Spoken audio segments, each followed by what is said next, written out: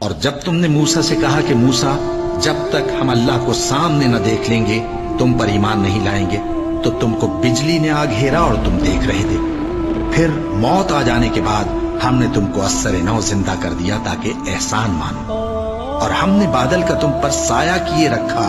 اور تمہارے لیے من و سلوہ اتارتے رہے کہ جو پاکیزہ چیزیں ہم نے تم کو عطا فرمائی ہیں ان کو کھاؤ پیو، مگر تمہارے بزرگوں نے ان نعمتوں کی کچھ قدر نہ جانی اور وہ ہمارا کچھ نہیں بگاڑتے تھے بلکہ اپنا ہی نقصان کرتے تھے۔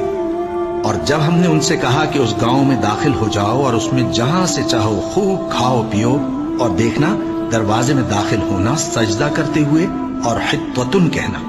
ہم تمہارے گناہ معاف کر دیں گے اور نیکی کرنے والوں کو اور زیادہ دیں گے، تو جو ظالم تھے انہوں نے اس لفظ کو جس کا ان کو حکم دیا تھا بدل کر اس کی جگہ اور لفظ کہنا شروع کیا،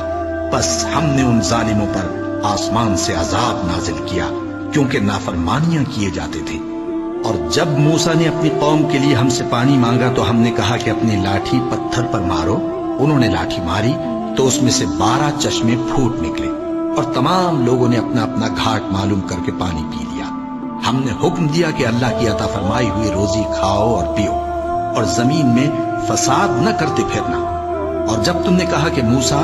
ہم سے ایک ہی کھانے پر صبر نہیں ہو سکتا تو اپنے پروردگار سے دعا کیجئے کہ ترکاری اور ککڑی اور گیہوں اور مسور اور پیاز وغیرہ جو نباتات زمین سے اگتی ہیں ہمارے لیے پیدا کر دے۔ انہوں نے کہا کہ عمدہ چیزیں چھوڑ کر ان کے بدلے ناقص چیزیں کیوں چاہتے ہو؟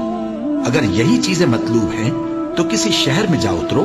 وہاں جو مانگتے ہو مل جائے گا۔ اور آخر کار ذلت و رسوائی اور محتاجی و بے نوائی ان سے چمٹا دی گئی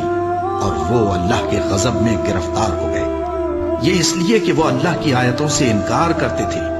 اور اس کے نبیوں کو ناحق قتل کر دیتے تھے، یعنی اس لیے کہ نافرمانی کیے جاتے اور حد سے بڑھے جاتے تھے۔